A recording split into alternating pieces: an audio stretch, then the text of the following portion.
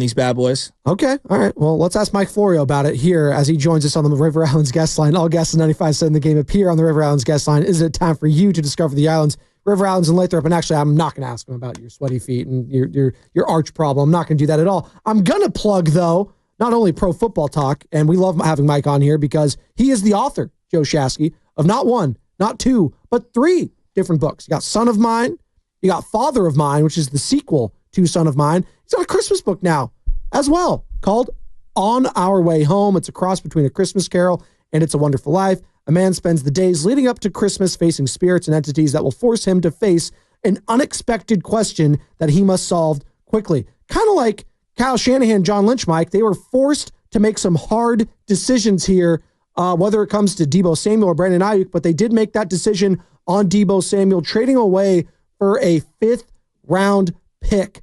What did you make of the trade, and what do you make of the 49ers offseason thus far with a lot of difficult questions ahead, not only with their wide receivers, but their quarterback too? Well, first of all, good morning, guys. Good to be with you again. Good to talk to you, and thanks for some of your time. Here's the immediate takeaway. We knew that a trade was going to happen. John Lynch said as much last week that Deebo Samuel has requested a trade, and they're going to grant his request. Now you have to look at what this means to the depth chart going forward, especially with the questions surrounding Brandon Aiyuk. Look, they had gotten to the point with Deebo Samuel, who really wasn't the same guy that he was in 2021 when he had that spectacular season. Remember, he skipped a lot of the offseason, if not all of the offseason, as he was trying to get out then. He wasn't the same in 22, rebounded a bit in 23, tailed off last year. There were questions about wear and tear. He's 29. He treats every rep like it's the last play of the Super Bowl. He fights for every blade of grass he can get, and that takes a physical toll. So now they move on without him because they knew that he was no longer capable of being a number one guy. Where does Aiyuk fit if he's healthy? I know they'd like to trade him, or at least they are entertaining the possibility. The problem is who's going to take on that contract. The time to trade him was last year before they gave him that big deal. Whoever would take him on now is looking at 2 fully guaranteed seasons with no guarantee he's going to be back to full health. So he's still number one, assuming he's healthy. And then beyond that, what do you got? You got Juwan Jennings, who's in the second year of a very affordable deal. You got Ricky Pearsall in the second year of his rookie contract. But what else is out there? Kyle Shanahan's a great scout of receivers because he played the position. He knows what it takes. They're going to have to retool on the fly. And this was inevitable for a team that has been a high-level contender for 5 years now. At some point, you're going to have to do basically a pit stop without pulling the car into the pits. You got to change the tire on the moving car. You got to focus on the core players you have who are going to stick around. You got to replace former core players whose time has ended. And that's the challenge of staying competitive in the NFL. You've got to find ways to make your team better. You've got to cultivate new players who become the stars that replace the guys who have moved on. That's the challenge of a program that really started way back in 2017, became good quickly. Now they have to try to stay good by using those draft picks wisely, getting young cheap players who ascend into those roles that have been vacated by the guys whose time has ended. You know, Mike, let's get into the Deebo, just the numbers in terms of finances for the Niners, because for the last couple of years, all I've heard from people that cover the team, the money is irrelevant. It doesn't matter. They can finagle the cap. Well, eventually, and I've been saying it, like eventually it hits your books, and it's going to have to hit your books. They're on the hook for almost $66 million in dead money this year with Deebo, Armstead, Ward, Campbell, Dre Greenlaw, et cetera. And that does not even include what should be a Javon Hargrave dead cap cut as well at some point. Was this front office, like, were they involved in this move with Deebo, or was this more Kyle Shanahan, or does it not even matter? Because I thought that Deebo and Kyle were very, very close, because this signals like kind of a shift in philosophy. Well, I think it just came to the point where they recognized it was time to move on. You got to look at what the ongoing financial commitment is and what it means to the team dollar for dollar. And can we find a player who dollar for dollar is more effective than the commitment that's been made to Deebo Samuel? And these are the consequences of having a good team. The first step is you got to pay the young players who have been key contributors to what you've been building. And it's dysfunctional to not do that. I remember how Washington was at one point under Daniel Snyder. instead of rewarding their great young players, they'd get smitten with guys who have never played for them, give them a bunch of money. What message does that send to your young players who are grinding away? You want those young players to think there's a pot of gold at the end of this rainbow of work that they're putting in, doing all the things they're asked to do, helping make the team good. You've got to pay them. Part of paying them is, unless you're going to take big cap charges up front with new contracts, and teams rarely do that. Anytime a guy does a long-term deal, the cap number goes down. Why? Because they push cap dollars into future years. So when the Band-Aid is removed, there's a cap charge to pay on the back end, and all good teams have to deal with that. The question is, do you take big hits all at once and have a year where, okay, maybe we're not going to be as competitive, or we're going to hope that our young players who aren't making as much can produce, knowing that you're going to have to pay them at some point as well. But this is the price you pay for having a very good team. There will be guys who leave, and they leave behind that cap charge that ends up becoming an anchor on a team that otherwise hopes to stay in contention, stay relevant, get back to the playoffs, and hope that by the time they get there, these young players will have matured to the point that they can make big plays in big spots in playoff games. That's just part of the year-to-year reality of having a good team, a team that's been good for a sustained period of time. That's why it's so hard for teams to have that franchise that is relevant year in and year out. It begins and ends with having the right quarterback. And that's the question I think that hovers over the 49ers more than anything else this year. Yeah, okay, Brock Purdy's earned a contract extension. That's the easy question. The harder one is, how much are we going to pay? How much are we going to commit? What kind of cap numbers will he have in future years, given the fact that for the last three, it's been bargain basement nothing under his rookie contract? That's the challenge. And is Purdy the guy who is going to help you contend each and every year, no matter what you have around him? How do they pay him relative to the expectation that he's going to be the guy who will ensure contention no matter what the quality of the supporting cast is? And I don't think we know based on 3 years yet whether he lands in that category of guy who is going to propel a team to be a contender, even if there's a bunch of dead cap money, even if there are players who might not be as good around him as they need to be. And that's what's tied up in this broader conundrum of what do you pay him on a per year average on a new deal.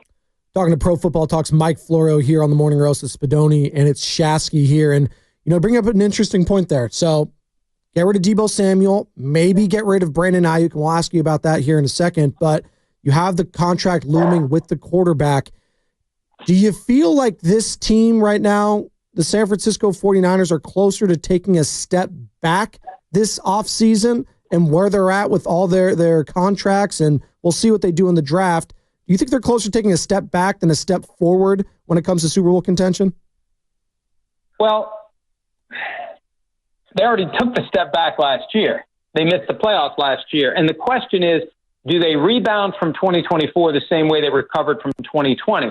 Because what happened last year was very similar to what happened in 2020. All of a sudden, there's a cluster of injuries, key players aren't available, and the team suffers because of it. But in 21, boom, they're back in the NFC Championship game and almost won that game and went back to the Super Bowl. I just think it's going to be more difficult this time. It's going to take all the powers of the front office and the coaching staff to take the players that they'll have this year and get the most out of them. So 7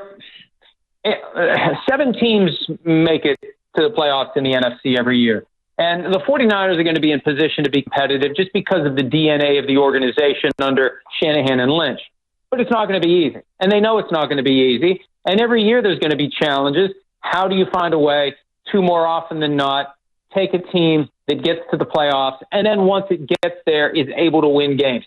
So I'm not ready to say, they're just going to be bad again this year. I think they can make some moves, and they're in the process of trying to do that to ensure that last year, like 2020, is the aberration, and they'll follow it up with 3 years of performing at a very high level, and then there'll be a reset year, and then you just keep rolling as the names of the players change. That's the reality. Every football team in the NFL is a series of interchangeable parts that inevitably will be taken out and replaced with others, and that's why every year the draft is important, every year free agency is important, every year those decisions you make about the guys you pay, the guys you don't pay, the guys you trade, the guys you keep, the guys you trade for.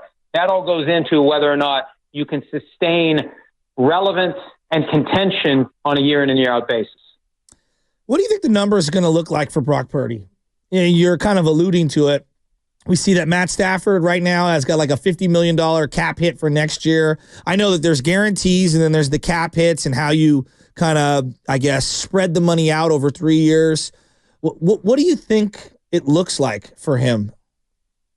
Well, one thing to remember is that the agents like to focus on the new money annual average. And that is a little bit deceiving because the new money average is always higher than what the contract actually pays. There's no such thing as an extension in the NFL. What they do is they take the remaining contract, they rip it up, and they replace it with a new one.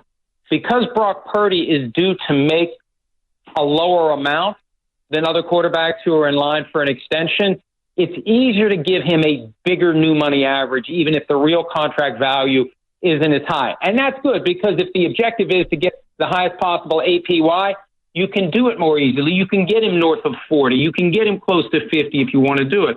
But Sims and I were debating this last week at the Combine. What do you really put on Brock Purdy as his value? Where does he fit in the hierarchy of quarterback contracts? The top of the market's 60. You got a lot of guys clustered in the 50s now, but the franchise tag number is 40. So what's the number? And the comparison that we ultimately came back to is Derek Carr. Okay, Derek Carr is making 40. Oh, no. I think we lost him. It's all right. We'll get him back. You talk Derek Carr, and then it just throws him off. The connection got intercepted, like Derek Carr. Trust me, I've seen a lot of them. Derek likes to check down. Well, he does. Well, he throws on fourth and goal when he can't throw it anywhere. He throws it away. That's what he does, Derek Carr. We'll get Mike Florio back for Football Talk in a second. He was going somewhere. He was going somewhere interesting, and I did think it was fascinating in regards to just Deebo Samuel. He's right now, and we got him back. We got him. Thumbs up. Okay. Thumbs up. All right, we'll go back to Mike right here. You were eloquently stating about you and Sims talking about his value and how Derek Carr was making about 40, and then all of a sudden it got No, he was talking Derek Carr, and like Derek Carr, he was intercepted. Your line was intercepted there, Mike. Go ahead. Well, I think what happened is it's like the dump button if I drop an F-bomb, but it's like kick the plug out of the wall anytime anyone mentions Derek Carr. But you have to look at overall quarterback ability, and you have to factor in the Kyle Shanahan offense. And Shanahan's made it work with a lot of different quarterbacks. The question is the innate skills of Brock Purdy. And I remember leading up to the 2024 season, he had quotes to guys like Mike Silver that he wants to become dominant like Tom Brady. And you have to look at the skill set. Is Purdy a guy that fits in the top 10 NFL quarterbacks? The guys who can make chicken salad out of a bad play, who can extend plays with their feet, who just have the overall physical ability to dominate. And I don't think he does. And that's fine because not everybody can. That's why those skills are so rare and so highly appreciated financially. The question is, when it's time to sit down and figure out what that contract looks like, how much of those future cap dollars are you going to tie to a guy who isn't a top 5 guy and might not be a top 10 guy, might be middle of the pack. And there's no shame in being a middle of the pack NFL quarterback. You're still better than half the guys who are starting quarterbacks in the NFL. But how does that look? And one of the things that we've been arguing about, and really Sims and I are on the same page with this, there's got to be a point where teams say, as it relates to a guy who's due for a second contract, all right, you've checked all the boxes, you look good, you're a guy we want to keep, but that doesn't mean we're going to make you the highest paid player in the NFL. That process needs to end at some point. And I don't think just because you've been good enough for 3 years means all of a sudden you're the highest paid guy. And if you make him the highest paid guy, you're going to create cap issues down the road, and you're not going to get the value out of the player that you need. That's going to be the challenge.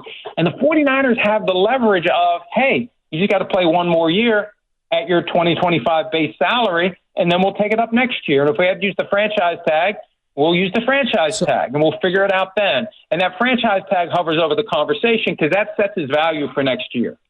Mike, I'm totally with you on this one. Like, we see this in real estate. Let's set a new market rate. It's like, well, wait a minute. Like, I buy a house in the middle of let's just use Fresno, for example, versus, Huntington Beach. Like, the price point's going to be different, And so I don't understand why there aren't tiers when it comes to these quarterbacks. Like, just because Trevor Lawrence got what he did doesn't mean it was good business. So this brings me to this one. Last year, the 49ers basically said to Brandon Aiyuk, all right, go see where else you can get this money, and we'll see if someone can meet our asking price. How many teams out there would reset the price of the quarterback position with Brock Purdy outside of San Francisco?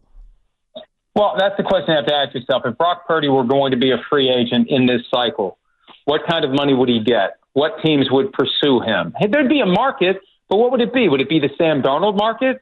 Right? Would it be? And I just feel like 40 just feels like the right number. Now, again, because Purdy has a lower final year salary, it's easy to get to a new money average of $40 million. It's easy to get to 45. You're going to have fewer dollars over the long-term deal, especially if you do a 5 or a 6-year deal instead of just a 4-year deal. That's going to be a big part of this too. How many more years is he going to be committed to the team beyond 2025? And what does that look like in the out years? There's so many different issues and angles that go into this. And it comes down to what's it going to look like by way of new money average.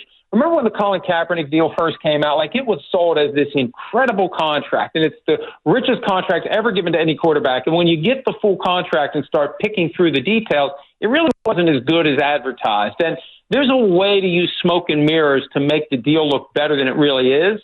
The question becomes, what is the true commitment that the team has made? How many years? How many guaranteed dollars? What does the back end look like? Is it phony numbers that will require a new contract then?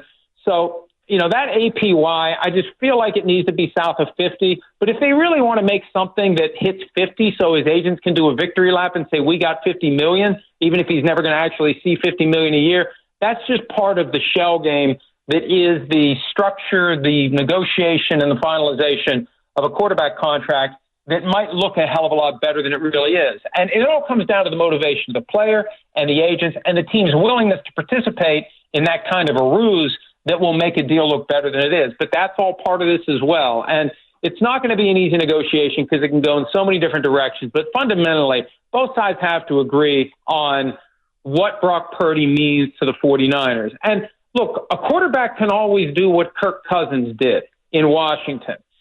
You just say, no, I'm not going to accept it. And you use the franchise tag on me? Okay, fine. I'll play under the franchise tag. I'm not accepting a long-term offer. And then I'll play on the franchise tag a second time. And then after 2 franchise tags, the guy's most likely going to hit the market like Cousins did. And it all comes down to whether or not the 49ers ever offer him enough to get Purdy to say, I will choose not to follow the 1 year at a time track. And again, quarterbacks, because they can play a lot longer than players at other positions, they are far more suited to say, I'll just take what I'm due to make this year. You want to tag me next year? I'll take the tag amount. You want to tag me a second time?